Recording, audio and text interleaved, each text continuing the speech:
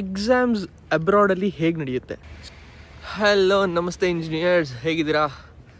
ನಾನಂತೂ ಸಖತ್ತಾಗಿದ್ದೀನಿ. ಇವತ್ತು ನನ್ನ ಎಕ್ಸಾಮ್ ಇದೆ ಅಂತ ಹೇಳಿದ್ನಲ್ವಾ. ಸೊ ನಾನು ಇವತ್ತು ಏನು ಎಕ್ಸ್ಪ್ಲೇನ್ ಮಾಡೋಕ್ಕೆ ಬಂದಿದ್ದೀನಿ ಅಂದರೆ, ಎಕ್ಸಾಮ್ಸ್ ಅಬ್ರಾಡಲ್ಲಿ ಹೇಗೆ ನಡೆಯುತ್ತೆ.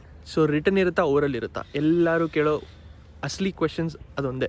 ಕ್ರಿಟಿಕಲ್ ಇರುತ್ತಾ, ಮಾಡ್ಬೋದಾ, ಎಕ್ಸಾಮ್ ಕ್ಲಿಯರ್ ಮಾಡ್ಬೋದಾ? ನನಗೆ ಕೂಡ ಅದೇ ಡೌಟ್ ಇತ್ತು. ನಾನಿವತ್ತು ನನ್ನ ಫಸ್ಟ್ ಎಕ್ಸಾಮ್ ಬರೆದಿದ್ದೀನಿ ಅಬ್ರಾಡಲ್ಲಿ, ಇಟಲಿಯಲ್ಲಿ. ಇವಾಗ ತಾನೇ ಎಕ್ಸಾಮ್ ಮುಗೀತು. ಓ ಮೈ ಗಾಡ್, ಅಷ್ಟು ದೊಡ್ಡ ಸಿಲೆಬಸ್ ಇದ್ರು ಅದ್ರಲ್ಲಿ ಕೇಳೋದೇ 3 ಕ್ವೆಶನ್ಸ್. ಅದು ಏನಂದರೆ ಪ್ರಾಕ್ಟಿಕಲ್ ಆಗಿ ಕೇಳಿದ್ರು. ಅವ್ರು ಎಲ್ಲಿ ಕೇಳ್ತಾರೆ ಅಂತ ಕೂಡ ನೀವು ಯೋಚನೆ ಮಾಡೋದಕ್ಕಾಗೋದಿಲ್ಲ. ಎಕ್ಸಾಮ್ 1 ಮಂತಲ್ಲಿ ಯಾವಾಗ ಬೇಕಾದರೂ ಬುಕ್ ಮಾಡ್ಬೋದು.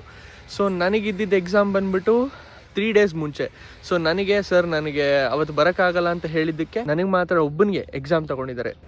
ನಮ್ಮ ಇಂಡಿಯಾದಲ್ಲಿ ಹೇಗೆ ಅಂದರೆ ಕ್ವೆಶನ್ ಪೇಪರ್ ಇರುತ್ತೆ, ಆನ್ಸರ್ ಮಾಡ್ತೀವಿ, ರಿಟರ್ನ್ ಎಕ್ಸಾಮ್ಸ್ ಇರುತ್ತೆ. ಮಾಸ್ಟರ್ಸ್ ಅಂದರೆ ಇಟಲಿಯಲ್ಲಿ ಕಂಪ್ಲೀಟ್ಲಿ ಓರಲ್ ಎಕ್ಸಾಮ್ಸೇ ಇರುತ್ತೆ. ಅಲ್ಲಿ ಎಕ್ಸಾಮ್ ತೊಗೊಳ್ತಾ ಇರೋದು ನನ್ನ ಕ್ಲಾಸ್ಮೇಟು. ಲೆಟ್ಸ್ ಗೋ, ಹೊಸದೇನೋ ಕಲ್ಯಾಣ ಬಾ. ನಮಸ್ತೆ ಗಾಯ್ಸ್. 2 ತಿಂಗಳಾಗಿದೆ ಬಂದು ಇವತ್ತಿಗೆ.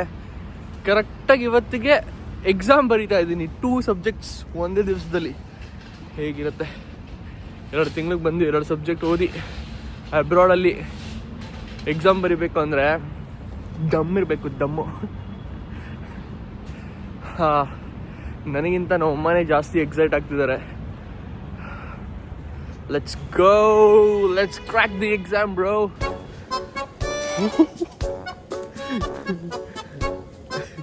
ಇವಾಗ ತಾನೇ ಎಕ್ಸಾಮ್ ಮುಗೀತು. ಓ ಮೈ ಗಾಡ್. 1 ಎಕ್ಸಾಮ್ ಬಂದುಬಿಟ್ಟು 2 ಪಾರ್ಟ್ಸಿಗೆ ಡಿವೈಡ್ ಮಾಡಿದ್ದಾರೆ. ಸೊ 1 ಪಾರ್ಟ್ ಆಗಿದೆ ಇವಾಗ. ಸೊ 3 ಕ್ವೆಶನ್ಸ್ ಕೇಳಿದ್ರು.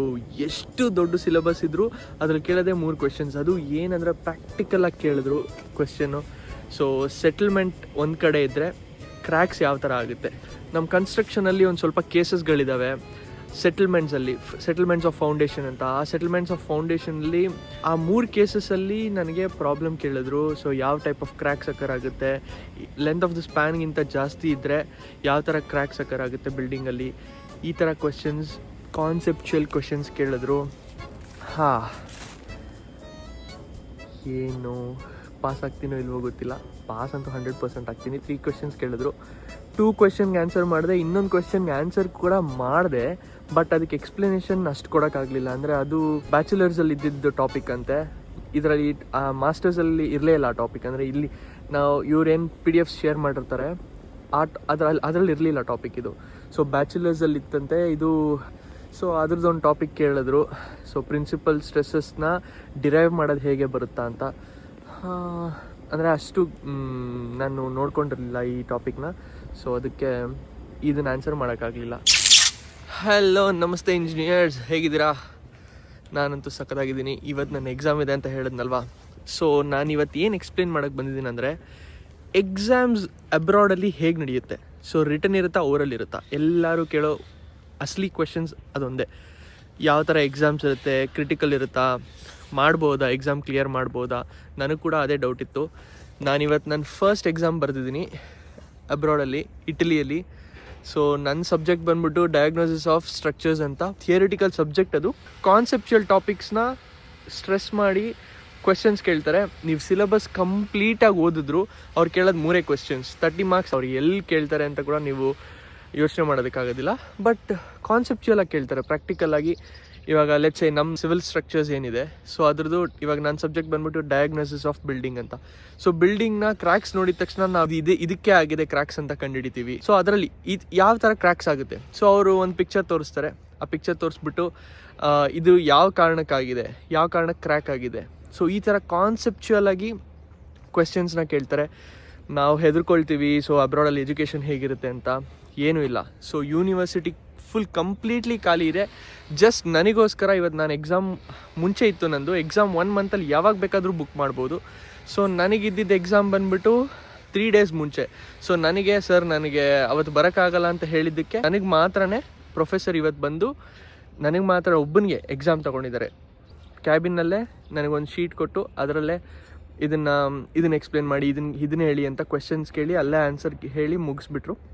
ಸೊ ಅದು ರಿಸಲ್ಟ್ಸ್ನ ಕೂಡ ಅಲ್ಲೇ ಹೇಳ್ಬಿಡ್ತಾರೆ 30 ಮಾರ್ಕ್ಸಿಗೆ. ನಾನು ಎಷ್ಟು ಹೇಳಿದ್ದೀನಿ 30 ಮಾರ್ಕ್ಸಿಗೆ ಅವ್ರು ಎಷ್ಟು ಕೊಡ್ತಾರೆ ನನಗೆ ಮಾರ್ಕ್ಸ್ ಅಂತ ಅಲ್ಲೇ ಹೇಳ್ಬಿಡ್ತಾರೆ. ಸೊ ಇದಾಗಿತ್ತು ಇವತ್ತಿನ ಎಕ್ಸಾಮ್ ಸಿಚುವೇಶನ್. ನಂದು ಫಸ್ಟ್ ಎಕ್ಸಾಮ್. ನಾನು 2 ಮಂತ್ಸ್ ಮುಂಚೆ ಇಲ್ಲೇ ನಿಂತ್ಕೊಂಡು ಮಾತಾಡಿದ್ದೆ. ಸೊ ಹೇಗಿರುತ್ತೆ ಏನಿರುತ್ತೆ ಗೊತ್ತಿಲ್ಲ ಅಂತ. 2 ಮಂತ್ಸ್ಗೆ ಫಸ್ಟ್ ಎಕ್ಸಾಮ್ ಬರೆದಿದ್ದೀನಿ ಆಲ್ರೆಡಿ. ನಾಳೆ ಇನ್ನೊಂದು ಎಕ್ಸಾಮ್ ಇದೆ ನಂದು. Let's see what happens. ಇಷ್ಟೇ ಹೇಳ್ತೀನಿ, ನಾನು ಮಾಡಬೇಕು ಅಂತ ನಿಂತ್ಕೊಂಡ್ರೆ ಎಲ್ಲ ಮಾಡ್ತೀವಿ. ಸೊ ಸಬ್ಜೆಕ್ಟ್ ಕಷ್ಟ ಇರಲಿ ಏನೇ ಇರಲಿ, ಸಬ್ಜೆಕ್ಟ್ ಕಷ್ಟ ಇದ್ದರೂ ನಾನು ಮಾಡ್ತೀನಿ ಅಂತ ನಿಂತ್ಕೊಂಡ್ರೆ ಮಾಡೇ ಮಾಡ್ತೀವಿ. ಜಾಸ್ತಿ ತಲೆ ಕೆಡ್ಸ್ಕೋಬೇಡಿ, ಆರಾಮಾಗಿ ಮುಗಿಸ್ಬೋದು. ಎಜುಕೇಷನ್ ಸಿಸ್ಟಮ್ ಏನಕ್ಕಿದೆ, ಕಾನ್ಸೆಪ್ಟ್ಸ್ನ ಅರ್ಥ ಮಾಡ್ಕೊಳ್ಳೋದಕ್ಕೆ. ಸೊ ಅವ್ರದ್ದು ಮೇಯ್ನ್ ಅಜೆಂಡಾ ಏನಂದರೆ ಈ ಕಾನ್ಸೆಪ್ಟ್ಸ್ ಎಲ್ಲ ಇವ್ರಿಗೆ ಅರ್ಥ ಆಗಿದೆಯಾ ಅಂತ ಕೇಳೋದು ಕ್ವೆಶನ್ಸ್ನ. ನಮ್ಮ ಇಂಡಿಯಾದಲ್ಲಿ ಹೇಗೆ ಅಂದರೆ ಕ್ವೆಶನ್ ಪೇಪರ್ ಇರುತ್ತೆ, ಆನ್ಸರ್ ಮಾಡ್ತೀವಿ, ರಿಟರ್ನ್ ಎಕ್ಸಾಮ್ಸ್ ಇರುತ್ತೆ. ಮಾಸ್ಟರ್ಸ್ ಅಂದರೆ ಇಟಲಿಯಲ್ಲಿ ಕಂಪ್ಲೀಟ್ಲಿ ಓರಲ್ ಎಕ್ಸಾಮ್ಸೇ ಇರುತ್ತೆ. ಸೊ ಏನಾದ್ರು ಥಿಯರಿಟಿಕಲ್ ಸಬ್ಜೆಕ್ಟ್ಸ್ ಇದ್ದರೆ ಅದಕ್ಕೆ ಮಾತ್ರ ಪಾರ್ಷಿಯಲ್ ಎಕ್ಸಾಮ್ ಅಂತ ಮಾಡ್ತಾರೆ. ಅದರಲ್ಲೂ ಅಷ್ಟೇ ಓರಲ್ ಕೂಡ ಇರುತ್ತೆ, ರೈಟಿಂಗ್ ಕೂಡ ಇರುತ್ತೆ. ಸೆಕೆಂಡ್ ಪಾರ್ಟ್ ಆಫ್ ಎಕ್ಸಾಮ್ ಹೀಗೆ ನಡೀತು ಬೇರೆ ಪ್ರೊಫೆಸರ್ ಜೊತೆ. ಅಲ್ಲಿ ಎಕ್ಸಾಮ್ ತೊಗೊಳ್ತಾ ಇರೋದು ನನ್ನ ಕ್ಲಾಸ್ಮೇಟು.